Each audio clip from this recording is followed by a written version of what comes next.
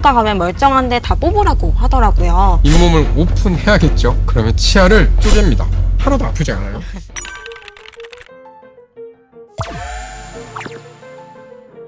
치아 건강 관련 어렵거나 애매한 질문들 백 교수가 답변해 드립니다.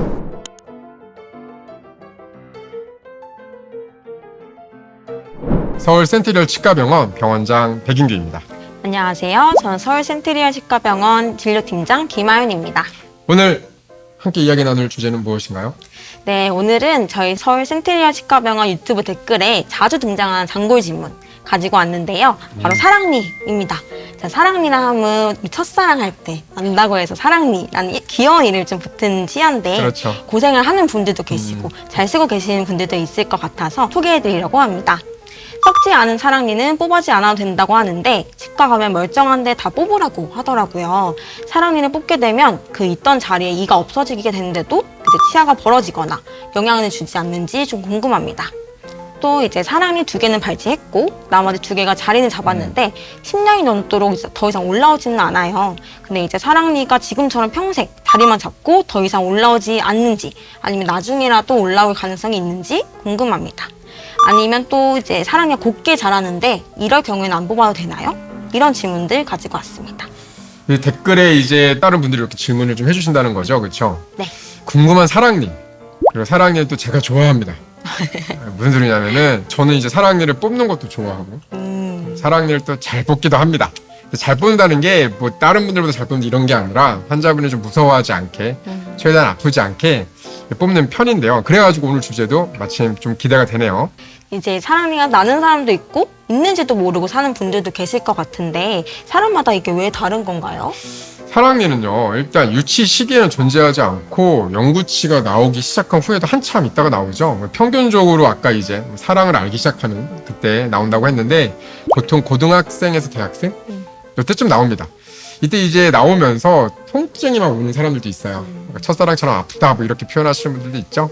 통증이 좀 있는 경우도 있고 그때 이제 눈으로 보이기 시작하고 이러는데요. 사랑니는요, 일단 맨 끝에서 나와요. 뭐 위, 아래, 오른쪽, 왼쪽 맨 끝. 그러니까 총 4군데죠. 4군데가 바로 사랑니 자리. 근데 이때 사랑니가 나오는 그 양상이 좀 3가지가 있습니다.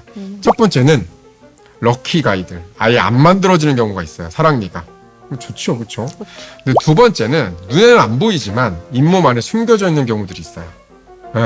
이게 두 번째고 세 번째는 눈으로도 보이고 좀 잘 나오기도 하고 이런 게 세 번째 경우인데 사람마다 약간씩 차이가 좀 있습니다.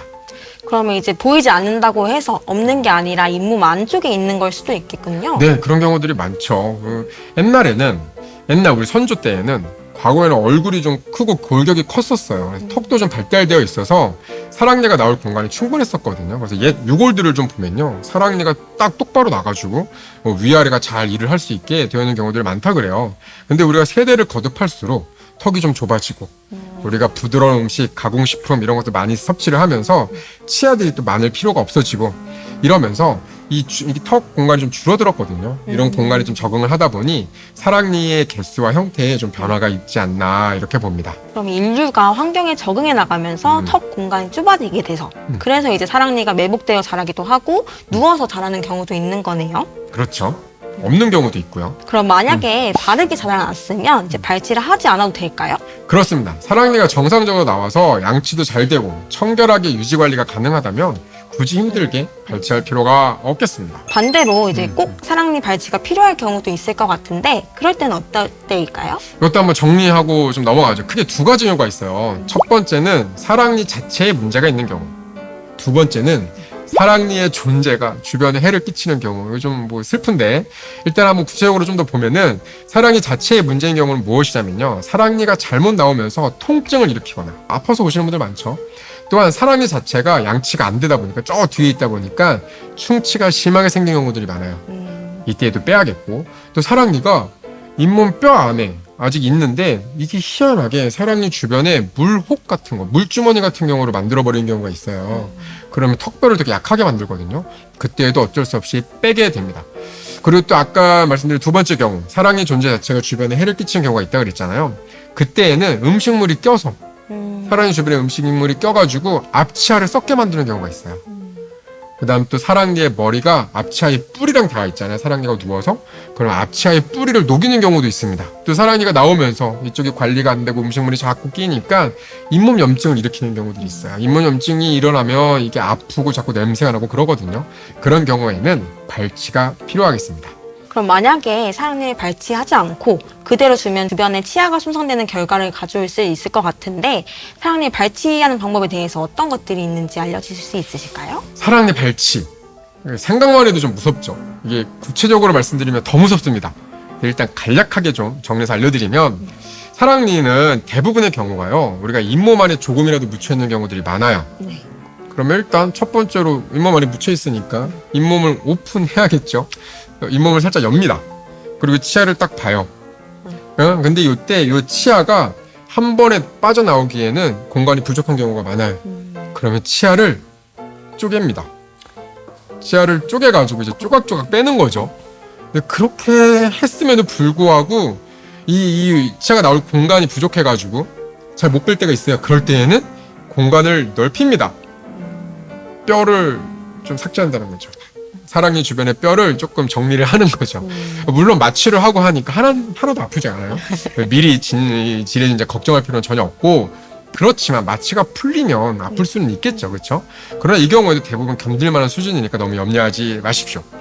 수술 난이도에 따라 이게 진행 시간에 따라서 수술 후에 통증이 심할 거로 예상이 되거나 그럴 때에는 추가로 약 처방을 더 해드리거나 또한 근육 주사 등을 놔드리면서 통증을 또 매니지 해드리니까 걱정하실 필요 없겠습니다. 그러면 가지런히 자란, 예쁘게 자란 사랑니는 뽑지 않고 그대로 두면 또 다르게 사용할 수 있는 방법이 있다고 들었는데 예전에 우리가 한번 언급한 적이 있었는데 자가 치아 이식 그런 사례에서 뭐 사랑니를 갖다 쓰는 시도를 한 적이 좀 있었고, 또 사랑니를 뽑아가지고 멀쩡한 사람, 깨끗한 사랑니라면은 네. 이렇게 뼈에 갈아내가지고 잘게 파우더로 만든 다음에 나중에 임플란트 같은 거 할 때 뼈 이식제로 활용할 수도 있다, 이런 가능성이 있다라고 설명을 드렸는데요. 두 경우 모두 여러 이유 때문에 흔히 우리가 시행하지는 않습니다. 그래도 이제 활용 가능한 방법들이 좀 있네요. 네, 맞아요. 또 하나로는 이제 교정 치료 시에 사랑니를 활용하는 경우도 있거든요. 사랑니 앞에 있는 어금니들이 상태가 너무 안 좋잖아요. 그러면 그런 어금니들을 빼고 사랑니를 천천히 가져다가 어금니처럼 사용할 수도 있어요. 사실 저도 이제 교정하면서 사랑니를 좀 쓰고 있는데 그래요? 한번 보실래요? 이런 식으로 정상적으로 이제 잘 맨출되어서 이제 이 칫솔질도 잘 되고 있는 이런 사랑니는요, 관리 잘 하시면서 사용하시는 것을 추천드립니다. 바르게 맹출된 경우에는 꼼꼼하게 관리하고 정기검진을 받는 게 제일 좋겠는데요. 이제 정상적으로 맹출된 사랑니라도 관리를 소홀히 하게 되면 발치를 해야 될 수 있으니까 정기 검진으로 깨끗하게 잘 관리해 주시는 것이 중요할 것 같습니다. 사랑니는 전체 치아 중 가장 마지막에 자라는 치아인 만큼 탈도 많이 날 수 있어요. 그 주변 치아를 상하게 하거나 염증이 생기는 등 다양한 합병증을 유발하기 때문에 자신의 사랑니 상태를 미리 파악하고 관리하는 것이 사랑니 때문에 갑작스레 고생하지 않는 아주 현명한 방법이겠습니다. 자, 저희가 준비한 내용은 여기까지입니다. 오늘 내용도 도움이 되셨으면 좋아요, 댓글, 구독과 알림 설정까지 부탁드립니다. 우리 샌등이들 안녕!